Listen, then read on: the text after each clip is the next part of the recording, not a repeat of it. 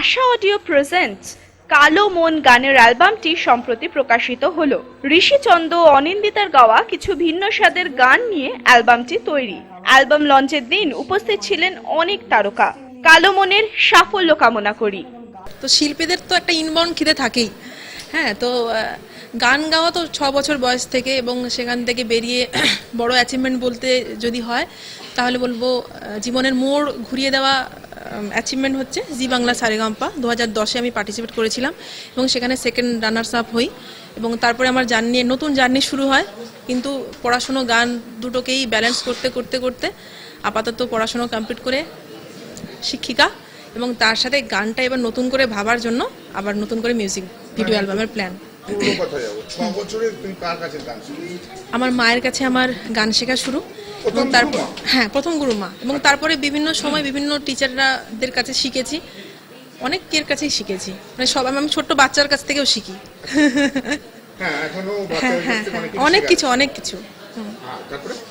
তো তারপরে পড়াশুনো করা, Madhyamik, HS, graduation, masters, BEd complete করে এখনো পড়াশোনা ছাড়িনি। মাস্টার্স কমপ্লিট করে বিএড কমপ্লিট করার পর এখন এমএড করছি, এবং তার সাথে গান চলছে, দুটোই চলছে। হ্যাঁ, মোটামুটি এস্টাবলিশড, সেটেল। না, আমার টেনশন কিছুটাই না, এমন কোনো ব্যাপার নেই। এবং আমার বাবা তো এটাই বলে যে বাবু, তোকে আমি যে শিক্ষা দিয়েছি তুই টিউশন পড়িয়ে খেতে পারবি, তো স্কুলের চাকরি চলে গেলেও আমার টেনশন নেই, কোনো কিছুতেই টেনশন নেই। হ্যাঁ, দুটো গান লোকগান ঘেঁষা, একটা গান ঋষিদা এবং আমার গাওয়া কালো মন, আর আরেকটা গান হচ্ছে অঙ্কে বুঝে নে, জুবিন এবং আমার গাওয়া। দুটো গানই লিরিক্স লিখেছে অভিক, আর দু ধরনের লোকগান ঘেঁষা, কিন্তু দু ধরনের। এই ধরনের গান কি তোমার পছন্দের মতো নাকি? হ্যাঁ, লোকগান আমার ভীষণ ভালো লাগার জায়গা, এবং ঋষিদারও আই থিঙ্ক খুব ভালো লাগার জায়গা, এবং সেখান থেকেই একটু নতুনত্ব কিছু উপহার দেওয়ার জন্য দর্শকদের বা অডিয়েন্সদের, শ্রোতাদের, সেই উদ্দেশ্যেই করা। একটা গান গাইছি জুবিনের, আর আমার গানটা গাইছি। থাকবো তোমার পাশে গো দিনে রাতে, ডাকবো তোমায় কাছে গো আদর হাতে, যদি বলো হ্যাঁ তো মাথা নত করে সাজবো সংসারে, আমার মতো কজন রে বাসবে ভালো অঙ্কে বুঝে নে।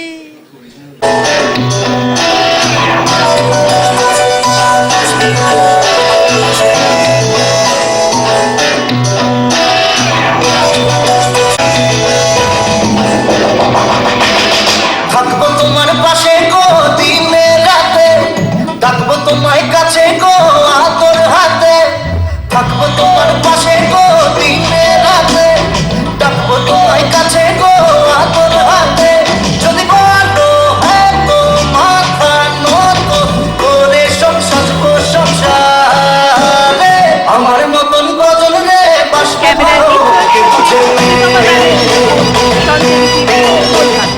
হলো ঋষি চন্দ আর আছে ঋষি চন্দ অঙ্কে বুঝে নে। এই গানটি আমার নামটা শুনে এত ইন্টারেস্টিং লাগছে। হ্যাঁ, মানে জীবনের ম্যাথমেটিক্সটা খুব সিম্পল এই গানটার মধ্যে মনে হচ্ছে। তো আমি অনুরোধ করবো, Rishi extremely fashionable, extremely talented. অনেক ধন্যবাদ, থ্যাংক ইউ সো মাচ।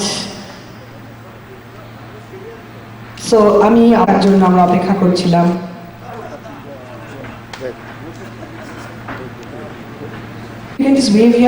আমরা একটা হাততালি হয়ে যাক আমাদের অভিকের জন্য, কারণ গান লেখাটাও কিন্তু সবচেয়ে ভীষণ ইম্পর্টেন্ট একটা কাজ, সময় নিতে বলে। এবং আমি অনুরোধ করবো অভিককেও তাহলে মঞ্চে আসার জন্য।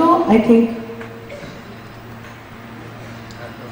আমাদের অনেকদিন ধরে এই এফার্টটা চলছিল অনিন্দিতার এই অ্যালবামটা করার, এবং পুরো অ্যালবামে 6টা গান আছে, সেগুলো আমরা হয়তো একটা করে আসবে। তো আজকে যে দুটো গান বেরোচ্ছে সেগুলো নিয়েই বলছি। কালো মন গানটা একটা খুবই অভিক লিখেছে গানটা, একটা রাধাকৃষ্ণ প্রেমের কথোপকথন নিয়ে গানটা।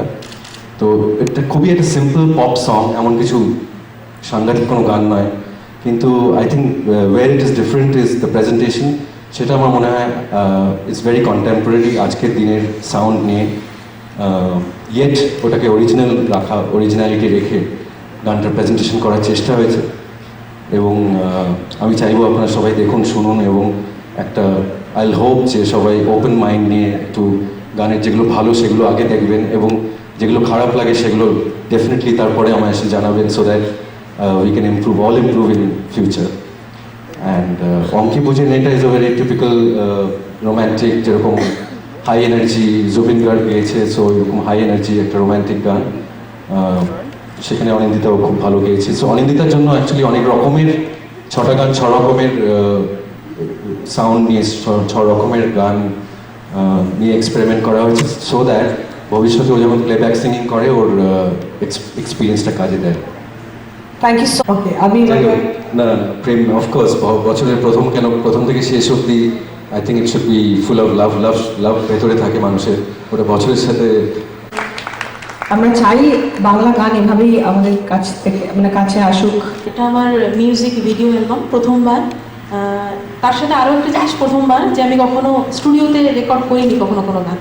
তো আমাকে দিয়ে ঋষিদা রীতিমতো গাইয়ে নিয়েছে, আমি গাইনি, আমাকে দিয়ে গাওয়ানো হয়েছে। এবং তার সাথে ঋষিদাকেও তার জন্য অসংখ্য ধন্যবাদ, এবং তার সাথে থ্যাঙ্কস টু সাগরজি, যিনি আমাকে দিয়ে অ্যাক্টিং করিয়ে নিয়েছেন। এবং তার সাথে অবশ্যই অভিককে আমি থ্যাঙ্কস বলবো এই কারণে যে লিরিক্স আমার অসাধারণ লেগেছে। আমি আশা করব যারা অডিয়েন্স যারা গানটা শুনবেন তাদের আশা করব সকলের ভালো লাগবে। ঋষিকে দীর্ঘদিন ধরে আমি চিনি, আমার দীর্ঘদিনের বন্ধু সতীর্থ। ওকে সেই পরশ পাথরের দিন থেকে ফলো করছি, যে ভীষণ ভালো একজন মিউজিশিয়ান, একজন গিটারিস্ট।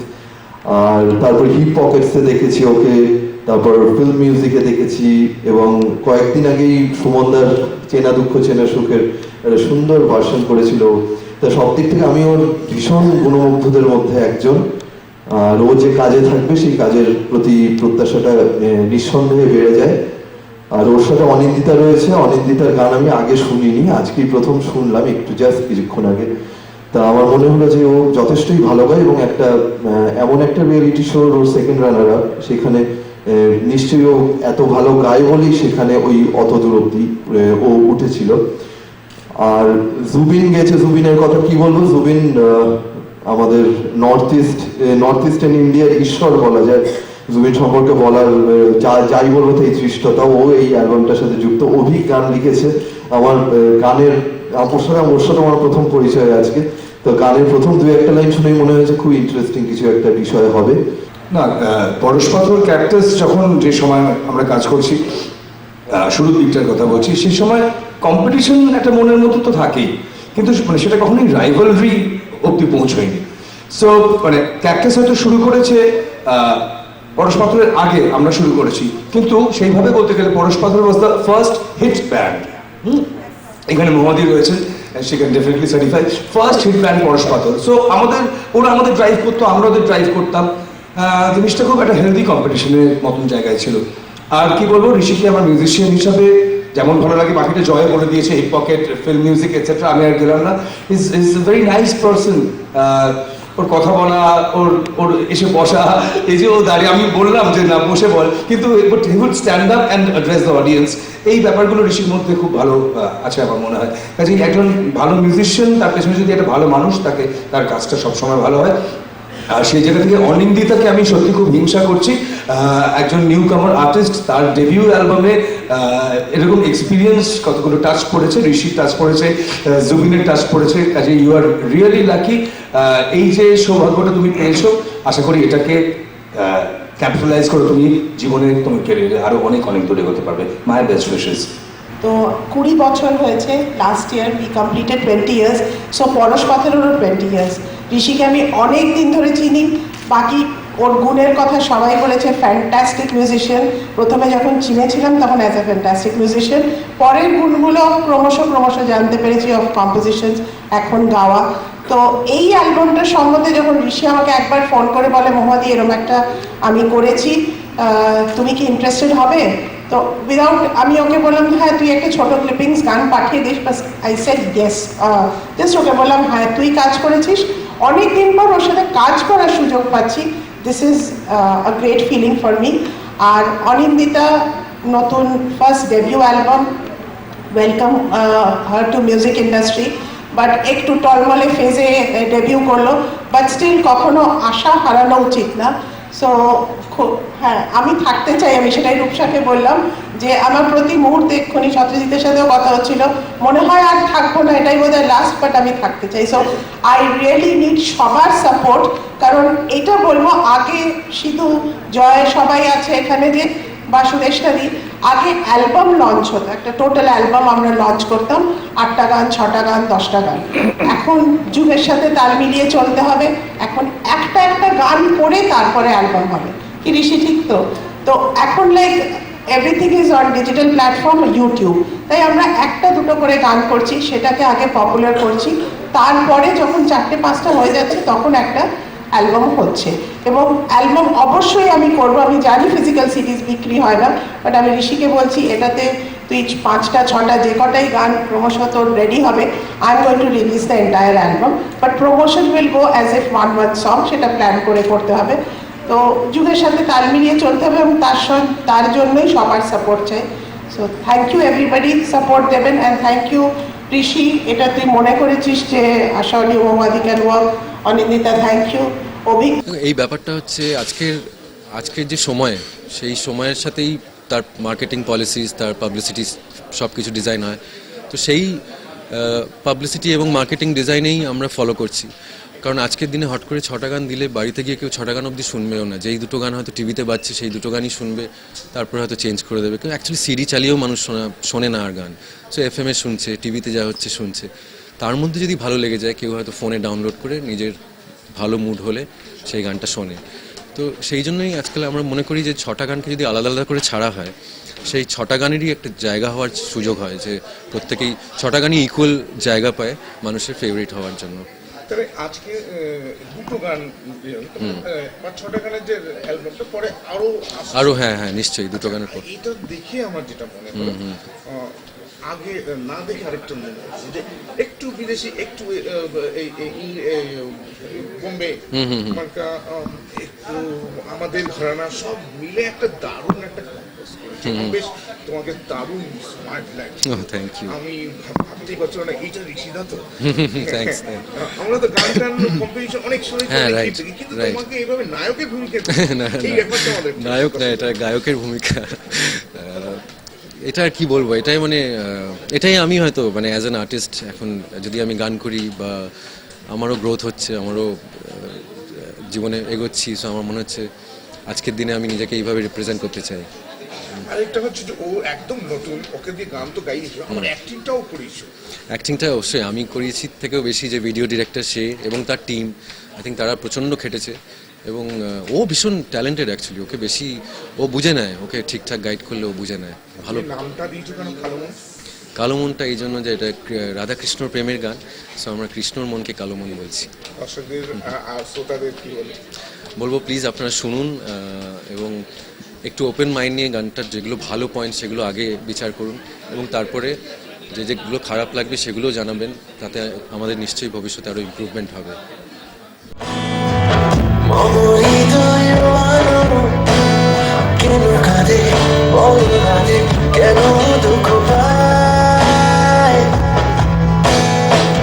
প্রেমে মাখন ভুলেছি, আমি বাঁশি তুলেছি, শোনো রাধে বাঁশি কাঁদে তোমারই মায়ায়। আজ হয় বৃন্দাবনে, ঘোরে বসন্ত বনে, কলি কালি কালো